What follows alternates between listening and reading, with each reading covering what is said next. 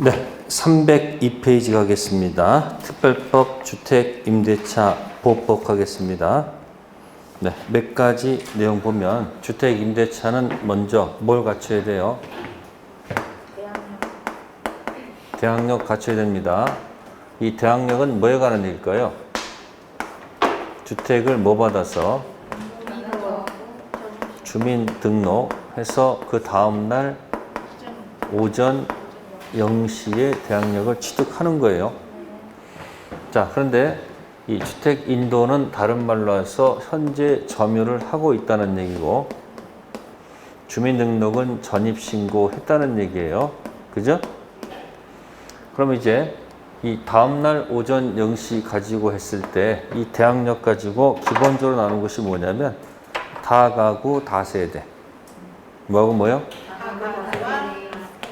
다가구는 구분 소유가 안 돼 있는 거고, 다세대는 구분 소유가 돼 있죠. 그래서 기본적으로 지번은 일단 다 맞아야 돼요. 아셨어요?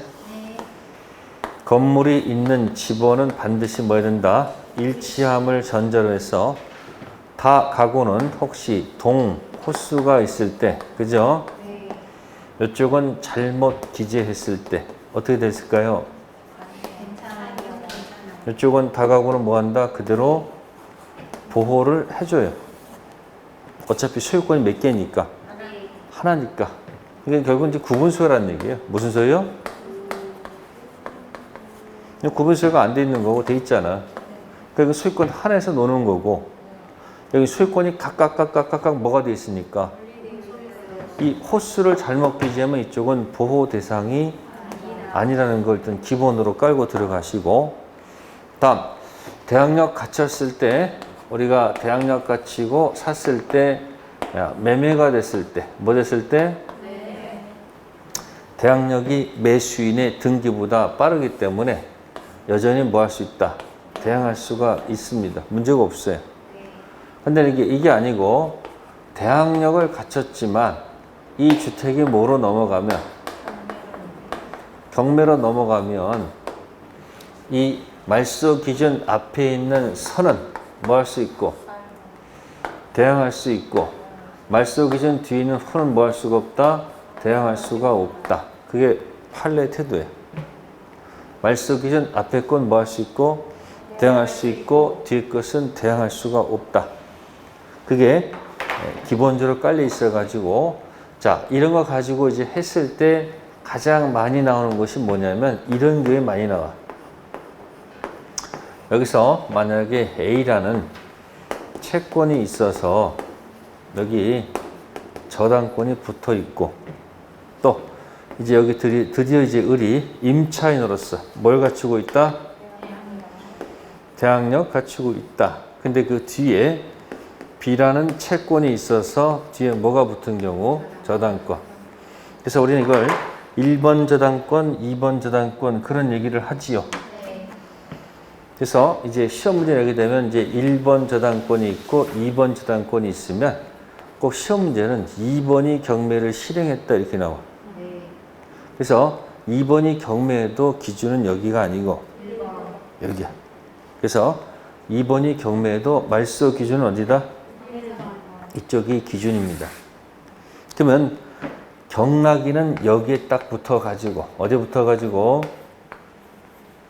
경락이는 여기에 붙어가지고 경락대금을 다 뭐하고? 완납하고 소유권을 자동취득, 등기취득. 그 다음부터는 이제 전부 다 경락이는 전부 다 소재가 되는 겁니다. 소재. 깨끗한 부동산 받는 거예요. 다만 이제 경락대금에 들어가는 입장권이 있는가 없는가는 별개의 문제죠. 그렇지 않아요? 그럼 저쪽에 저당권자는 당연히 무슨 변제가 있는 거고, 저당권자도 우선 변제가 있는 거죠. 네? 배당받을 권리가 있잖아요. 근데 여기 누구는?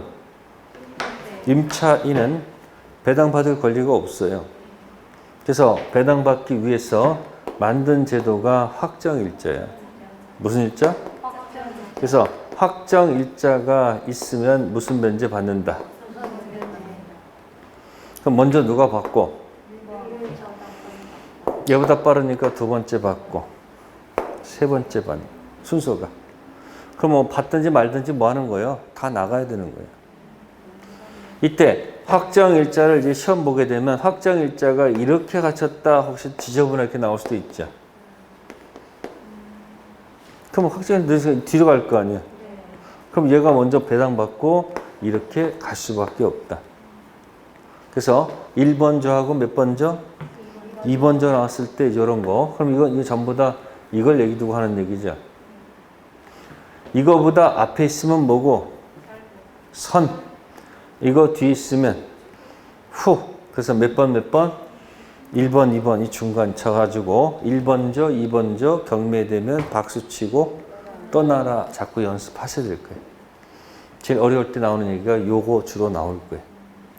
그 다음에 하나 더 추가시키면 기간이 끝났을 때 주인이 보증금을 안 줘. 뭘 안 준다?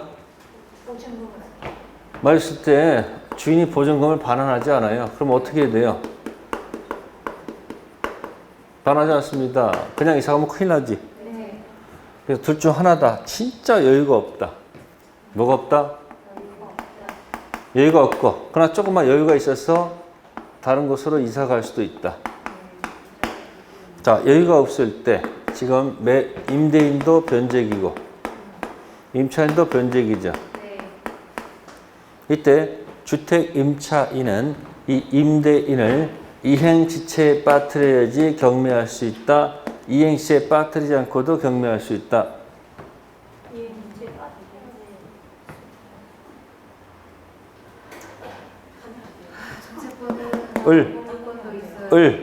주택을 비워줘서 지체에 빠뜨린 다음에 경매해야 된다. 그냥 살면서 지체에 빠뜨리지 않고도 경매할 수 있다. 그건 이해되잖아. 그건 이해되죠?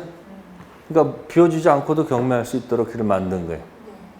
그래서 원래는 뭐에 빠뜨려야 되는데 여긴 특별법이기 때문에 지체에 빠뜨린다고 점유를 주게 되면 기존의 대항력 확실히 다 날아간단 말이에요. 그래서 을은 변제기일지라도 이게 썼죠. 반대 의무, 응? 이행 제공. 이게 뭐야? 이게 주택 비워주는 거예요. 주택 명도. 주택 비워주는 것이 뭐다? 응? 제공이 집행 개시, 그죠? 요건, 이다 아니다 선택하세요. 조문 그대로 뜬 거예요, 지금. 이다가 아니고 뭐다? 아니다. 그러니까 쉽게 해서 뭐예요? 집을 뭐 하지 않고도 그냥 경매 칠 수 있다는 거예요. 그러니까 주인도 보증금을 제때 줘야 될 겁니다. 그래서 반대 의무 이행 제공이 집행 개시 요건이 아니다. 이게 일반법 전세권일 때는 어떻게 돼요? 일반법에서는 전세권에서는 변제기일 때는 막 경매 들어가면 안 돼. 규칙사유가 있어야 될 거 아니에요. 그러니까 이행지체에 빠뜨린 다음에 경매 들어가려면 내 거 줘야지. 내 거 주는 걸 뭐라 한다? 반대 의무 이행 제공. 그래서 이렇게 할 수 있다는 거고요. 두 번째는 여유가 있으면 임차권 등기 명령. 이 제도가 있죠. 자, 임차권 등기 명령에 따라서 그 사실을 등기부에 모여놓고 기재해놓고 이사를 가면 되는 거예요. 기재하는 순간 기존의 대항력과 뭐는 확정일자는 그대로 유지가 되죠. 자, 그래서 이사 갔다 그런 얘기죠. 이사 간 후 주인하고 을이 있으면 네, 자 등기 말소와 보증금 반환은 동시인 관계일까요, 아닐까요?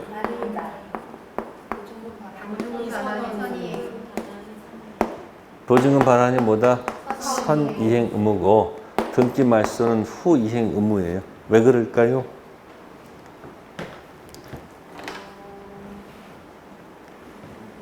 이사를 갔다 그랬죠.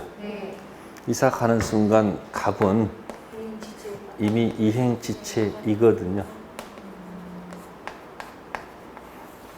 이 임차권 등기 명령은 주인이 미워서 한 게 아니고 자신의 기존의 대항력 확정일자를 유지시켜서 한 제도일 뿐이지. 따라서 비워주는 순간 지체니까 이쪽에 보증금 반환과 등기 말소는 무슨 관계가 아니다? 동생 관계가 아니고 보증금 지급이 뭐다? 선이행 의무일 수밖에 없다. 네, 그 정도에서 기억하시고 들어가면 될 거예요. 근데 책은 여러분 읽기가 너무 힘들 거예요. 그래서 303페이지 4번 정도는 기억해 두세요. 다세대 주택인 경우 동호수 표시함 없이 집원만 신고하여 주민 등록한 경우 유효한 공시 방법이 되지 못하죠. 구분 소유되어 있으니까. 그러나 다가구 주택은 구분 소유가 안 돼 있는 거니까 집원만 일치하더라도 동호수가 틀려도 관계없겠죠. 자, 구분 소유 가지고 한번 기억해 보시고요. 자, 304페이지 가시면 2번에 2번 체킹. 2번에 2번 1번 저당권자와 대항력 구비한 2번 임차인 그리고 3번 저당권자가 존재할 때 3번 저당권이 실행하게 되면 이 1번 저당권도 경매에서 소멸하죠. 따라서 2번 임차권자는 매수인에게 뭐 하지 못한다? 이게 뭐냐면 1번조, 2번조 낀 주택 임차인 누가 경매하더라도 경락인에게 뭐 할 수 없다? 대항할 수 없다. 이런 죄를 우리가 저당권에서 제3취득자라고 얘기하죠. 낀. 그게 다른 거 없어요. 저당권 보고 들어가는 순간부터는 뭐예요? 선순위가 아니야. 저당권 보고 들어가는 순간부터 여기다 이마에다가 죽을 각오 해야 돼. 실행되면 사라지는 거예요, 전부 다. 단 배당 받고 안 받고는 그 다음 문제가 되겠습니다. 그 다음에 305페이지 맨 꼭대기에 가로 2번 체킹. 반대 의무 이행 또는 이행 제공이 집행 개시의 요건이다, 요건이 아니다. 이게 뭐예요, 이게? 반대 의무 이행 또는 이행 제공. 이게 뭐야, 아까? 주택 비워주는 것. 집행 개시의 요건이다, 요건이 아니다? 요건이 아닙니다. 요건은 아닙니다. 됐고요. 그 다음에 소액보증금 알아서 기억하시고 306페이지에 주택에도 계약갱신 요구권이 신설됐죠. 306페이지에 계약갱신 요구권이 있죠. 자, 계약갱신 요구 딱 한 번 행사할 수 있죠. 몇 번? 한 번. 자, 그런데 307페이지 보시면 박스 있죠. 안 되는 경우가 있죠. 박스에. 네. 1번에 2기가 돼 있죠. 네. 이제 3기로 고쳐 나오겠지. 주택은 2기예요. 상가는 3기죠. 3기가 아니고 2기죠. 또 5번에 중대한 경과실이 아니고 뭐다? 중대한 과실. 그 다음에 8번에 임대인 직계 존속이나 비속이 실제 거주하겠다 한다면은 거절할 수 있겠죠. 자, 그 다음에 이제 상가건물 임대차 보호법. 자, 상가건물 임대차 보호법. 다음 페이지 보시고요. 308페이지 보시면 맨 꼭대기 환산보증금 하나 계산해 놓으셔야 돼요. 무슨 보증금? 환산보증금. 순수 보증금이 아니고 환산. 보증금 더하기 월세 곱하기 100 해서 일정 기준 이하일 때 보호하는 겁니다. 자, 308페이지 임차인의 갱신 청구권. 주택은 6월부터 2월인데 상가는 6월부터 1월이에요. 그냥 다 똑같이 맞춰놓지. 또 바꿔는 정신이 없어. 주택은 6월부터 2월까지고 상가는 6월부터 1월까지. 자, 1번 체킹하세요. 3기죠. 2기가 아니고 3기. 조심하시고 그 다음에 5번은 같죠? 경과실 아니고 무슨 과실? 중과실. 중과실. 다음에 309페이지에 권리금 회수 기해 보호. 주택이 없는 거니까 낼 확률이 높습니다. 가로 1번은 6개월 전부터, 몇 개월 전부터? 6개월 전. 조심하시고, 그 다음에 박스에 보시면 세 번째, 1년 6개월 이상 사용하지 아니한 경우. 6개월 아니에요. 네. 1년 6개월. 다음 넘기시고요. 310페이지에 거기 중앙에 보증금 X 관계없이 모든 상가 임차인에게 인정되는 권리 있죠. 환산 보증금을 초과하든 안 하든 적용되는 거. 이걸 다른 말로 뭐죠? 환산 보증금 초과하더라도 적용되는 규정들이 있죠.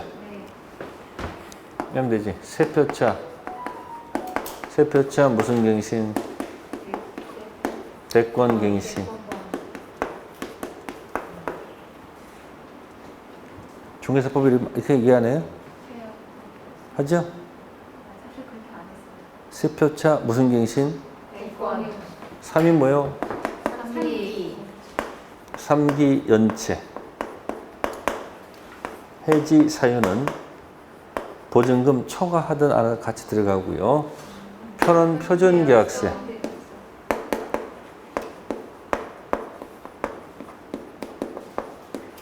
이건 막 의미 없다 생각하시고, 대는 대항력. 일단 대항력 갖춰야지 뭐. 그 다음에 권리금 보여주겠다. 그 다음에 갱신 보여주겠다. 그러니까 환산보증금 초과하더라도 일단 대항력은 일단 갖춰야 되겠죠. 이걸 전제로 해가지고 그래 기간 보장해주고 뭐 해주고 그 다음에 나갈 때 권리금 인정해줄게. 이게 포인트겠지 뭐. 근데 확정일자는 제도가 없어. 초과할 때는 확정일자는 없잖아요. 거기 1, 2, 3, 4번이 그 얘기 아니에요? 1번이 갱신 요구권. 10년까지 연장시켜줄 수 있죠. 대항력 인정받아야 되겠죠. 권리금 받을 수 있도록 해줘야 되겠죠. 3기 연체 해지죠. 이제 확정일자 우선 면제는 인정 안 해주죠. 환산보증금 초과할 때 인정되는 것은 일단 대항력 갖추면 기간 보장해주고 권리금 인정해주겠다 그 얘기죠. 그리고 연체 해지는 뭐다? 3기. 확정일자는 인정 안 해줘요. 자, 그런 게 있고요. 자, 311페이지 갑니다. 가등기 담보 도해라고 돼 있죠. 자, 가등기 담보는 자, 여기다 해볼게요. 가등기 담보권자가 본등기할 때까지 과정이 있죠. 응? 이걸 가등기 담보권자가 청산해서 뭐 하겠다는 얘기예요? 네? 본등기 하겠다는 얘기예요. 본등기 청산하고 가야 되겠죠. 이때 청산 기간이 필요하다 이렇게 돼 있어요. 무슨 기간? 청산 기간. 2개월 청산 기간이 필요합니다. 이때 후순위 권리자가 여기 위치해 있어요. 그래서 받을 수 있다면 만족, 받을 수 없다면 불만. 둘 중 하나일 거예요. 만족한다면 문 열어주면 돼. 그래서 여기서 청산금 지급받는다. 다음 본등기 할 때 여기는 채무자 등이 대기하는 거예요. 만약에 불만 있으면 등기 만족하면 뭐 해주면 되는 거고 만약에 받을 수가 없다 불만 있다면 서류 안 줘버려요. 그래서 가등기 담보권자가 자 이걸 이제 거기 귀속정산이라고 해요. 뭐라고요? 청산하고 소유권 취득하겠다는 얘기예요. 그럼 여기서 이제 특징이 뭐냐면 청산금은 목적 부동산 평가 가격 빼기 자신 채권 플러스 선순위 채권. 이게 바로 뭐다? 이게 청산금이다. 이런 얘기예요. 그래서 이 가등기 담보권자하고 이 선순위 권리자를 제가 청팀이다 이렇게 표현을 해요. 뭐라고요? 그리고 후순위 권리자하고 이 채무자 등은 누구다? 백팀 이렇게 표현합니다. 그래서 무슨 팀? 청팀, 백팀 이야기. 네, 그래서 보시면은 귀속정산 소유권 취득하는 과정은 거기 보시면은 네, 통지 내역에 보시면은 기억년 디귿 있죠. 피담보 채권 선순위란 말 있죠. 선동그라미.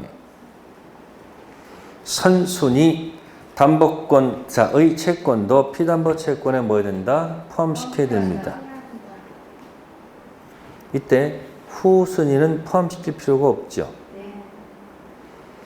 다음 밑으로 가면 청산기간에 보시면 3번 후순위 권리자 경매 신청 가능돼 있죠. 후동그라미.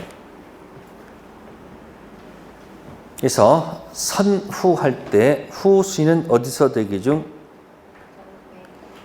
청산기간 대기 중입니다. 청산기간 지나서 한 푼도 못 받고 죽을 바에야 니 죽고 나 죽고 경매할 수 있겠죠. 이때 후순위 경매 신청 확률은 99.99%.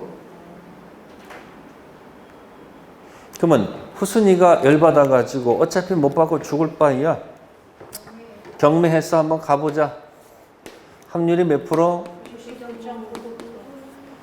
99.99%. 그러면 이걸 알고 가는 가정목적은 바보죠.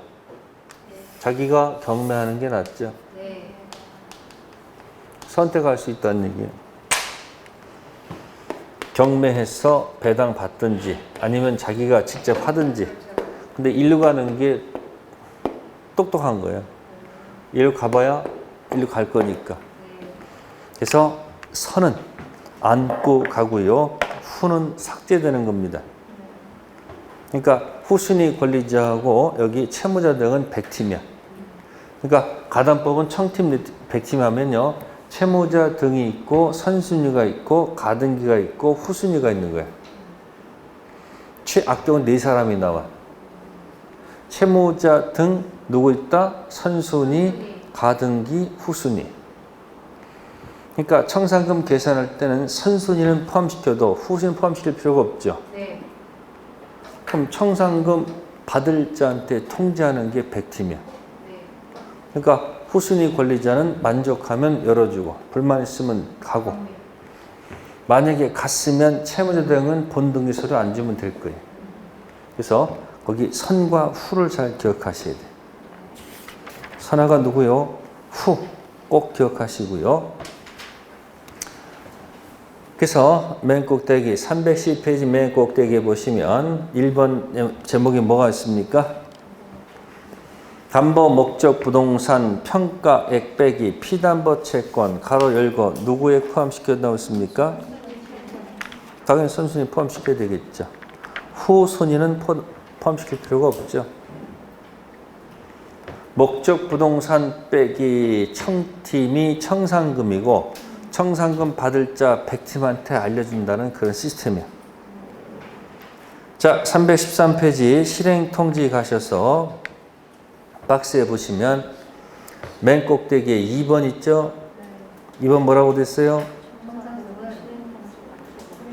청산금은 실행 통지 당시 목적물 가액에서 채권 가로 열고 뭐 있어요? 선순위 채권액 포함액을 공제한 것을 말하죠. 지금 무슨 얘기예요? 선순위만 포함시키지 여기다 후순위 포함시키면 안 돼요. 목적 부동산 가격 빼기 청팀. 그럼 청산금 나오죠? 네. 받을 자 100팀한테 알려준다. 100팀은 채무자 등하고 누구다? 후손이 권리자. 자, 판례 태도에서 4번하고 7번 별표해 주시고요. 4번.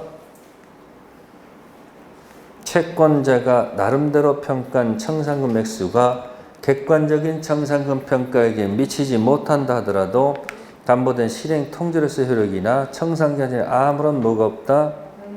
영향이 없다.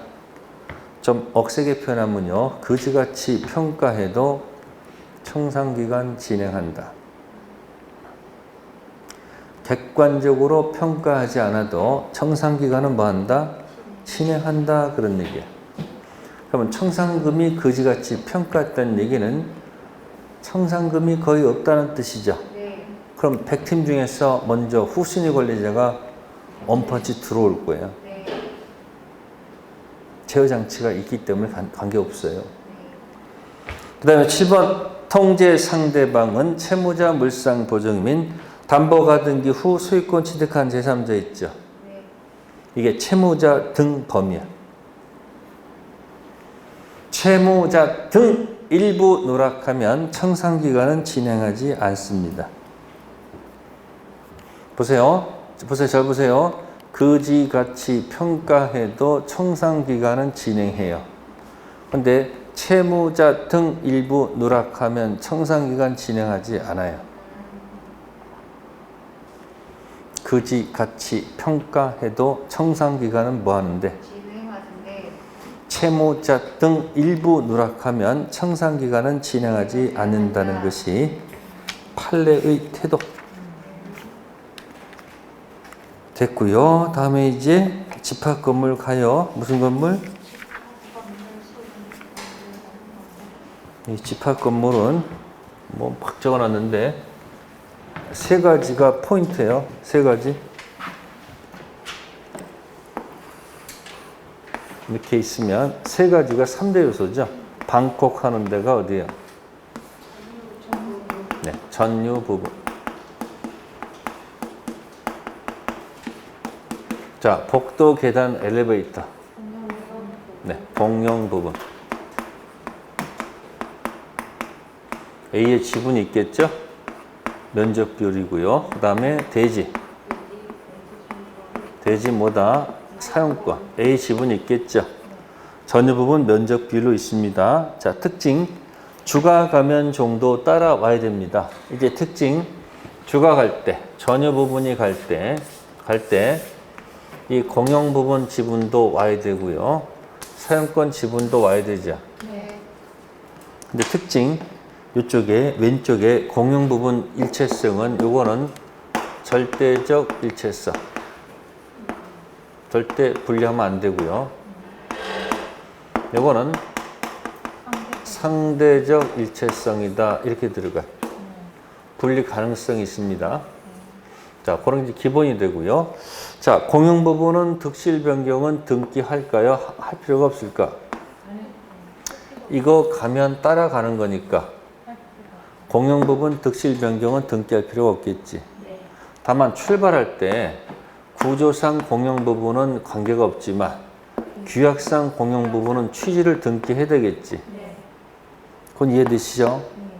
하지만 공용 부분 득실 변경은 뭐 할 필요가 없다? 등기사항은 없습니다. 그 다음에 여기 A, B, C, D, E, F, G 들어가면 관리단이 형성됩니다. 무슨 단? 단체. 이건 구분 소유자 전원으로 구성되는 단체. 그럼 관리단 집회를 통해서 뭐 하자마자 해야 되겠죠. 이거 우리가 의결기관이라 합니다. 무슨 기관이요? 네. 의결기관에 해당합니다. 정기 집회가 있고 임시 집회가 있고 그러실 거예요. 자, 그러면 이제 일을 집행해야 되겠죠. 집행을 뭐라 한다? 관리인. 관리인 뭐다? 집행기관. 임차인은 관리인이 될 수 있을까 없을까? 가능합니다. 구분 소유될 필요가 없어요. 다음 집행했으면 이제 뭐 해야 돼요? 감독해야 되죠. 감독기관 누구다? 관리위원회. 그래서 관리위원회는 어디서 뽑는다? 구분 소유자 중에서 뽑아야 됩니다. 그래서 뭐 그런 관계, 기술적 관계를 거기다 막 적어 놓고 있는 거예요. 그래서 여러분들이 316페이지 맨 위에 3번의 세 번째 줄에 뭐라고 되어 있을까? 세 번째 줄에 뭐라고 되어 있어요? 맨 꼭대기 세 번째 줄. 공용 부분은 전원 합의로도 분할할 수 없으며 316페이지 절대적 일체성 때문에 분할할 수 없으며 공용 부분 득실 변경은 뭐 해야 된다? 등기를 요하지 않는다. 자, 그렇고 거기 316페이지 관리단에다가 쓰세요. 뭐라고 쓴다? 관리단은 의결기관. 무슨 기관? 우측에 관리인 집행기관. 관리단 집행됐죠? 관리위원은 또 없어졌네. 그래서 관리단은 의결기관, 관리인은 뭐다? 집행기관. 근데 뭘 필요가 없어요. 관리인은 구분 소유자일 필요가 없다는 얘기죠. 관리단은 당연히 구분 소유자로서 구성되는 단체가 되겠죠. 두 가지 있었고요. 재건축 복구는 읽어보시고요. 자, 다음에 이제 명의신탁 하겠습니다. 319페이지 가면 네, 계속 나옵니다. 무슨 역 나와요? 네, 제 방식대로 설명드릴 테니까 가서 한번 확인해 보세요. 첫 번째가 무슨 역 있어요? 이전역은 명의신탁도 무효예요. 다 무효야.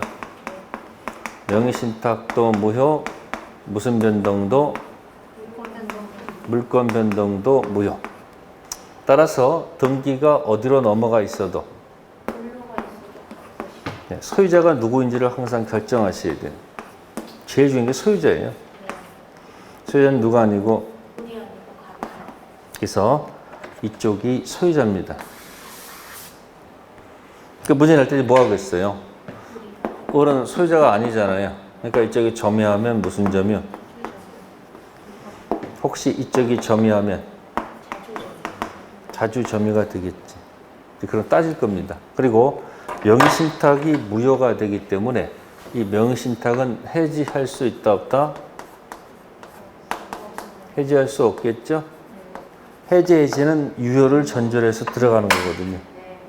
그래서 이전형 가지고 명의신탁 무효, 물권 변동 무효. 의리, 등기 쳐가지고 병원 때 팔게 되면 여기는 선악 묻지 않고 무조건 인정해 줍니다. 명의신탁한 사람을 뭐 할 필요가 없다. 그래서 병은 뭐 묻지 않고. 여기니까 아주 특별하게 뭐 묻지 않고 아주 예외 인정해 버린 데가.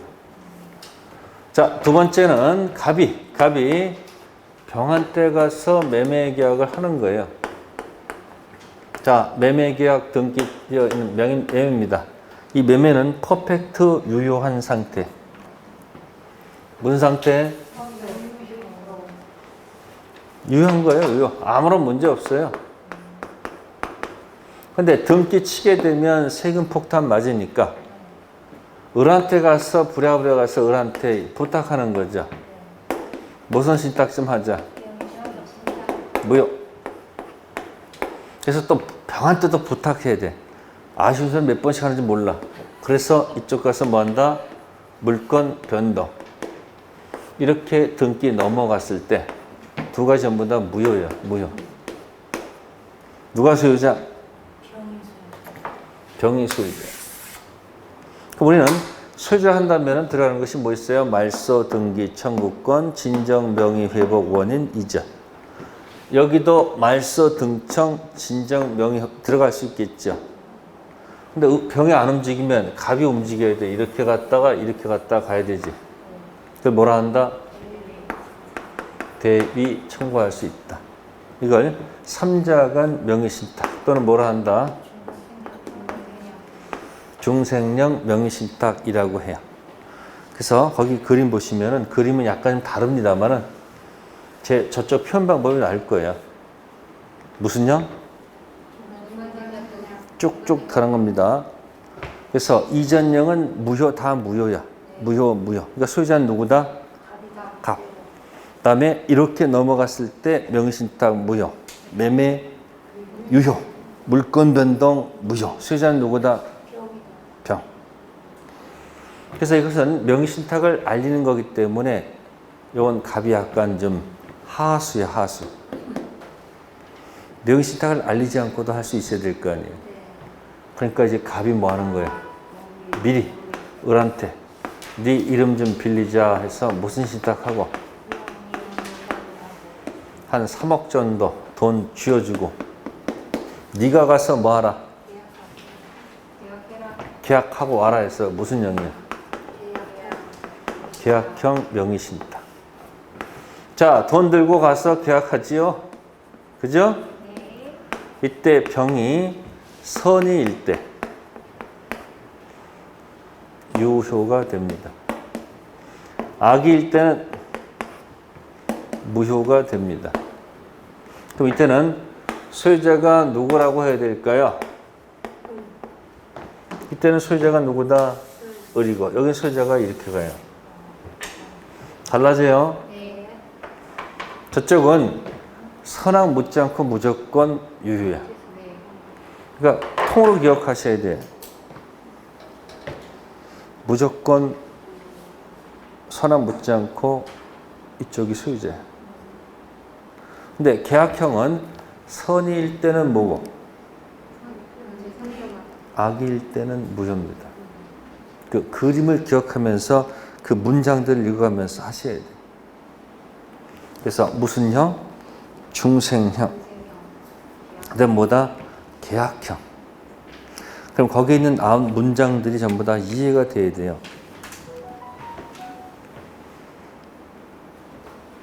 자, 그래서 이자간 명의신탁 읽어볼게요. 명의신탁자 밑에 점. 갑을간 명의신탁 약정은 무효죠. 갑유간 등기도 무효죠. 신탁자금 수탁자를 상대로 소유권 이전 등기 말소 청구나 진정명의 회복 원인 이전 등기하면 되겠죠. 제3자는 선악 묻지 않고 소유권 취득하겠죠. 다음 중생령 보세요. 그림이 약간 바뀌어 있죠. 어쨌든 매매계약은 유효죠. 신탁자 밑에 수탁자 있죠. 명의신탁은 무효죠. 그러면 을은 누굴 대위해서? 갑을 대위해서 말소 들어가야 되겠죠. 다음 소유권 이전 등기 무효. 소유권은 매도인한테 그대로 남아있죠. 제 정은 뭐 묻지 않고 무조건 취득할 거 아닙니까? 근데 그 그림이 제가 평상시에 이렇게 연습하는 게 낫잖아요. 무슨 형으로? 중생령은 선악 묻지 않고 이쪽이 소유자. 자, 다음 편 넘기시면 이제 뭐가 나와요? 계약형이 나옵니다. 돈 주고 가서 네가 좀 계약하라. 그래서 보시면은 병이 뭐인 경우? 명의신탁자 있죠?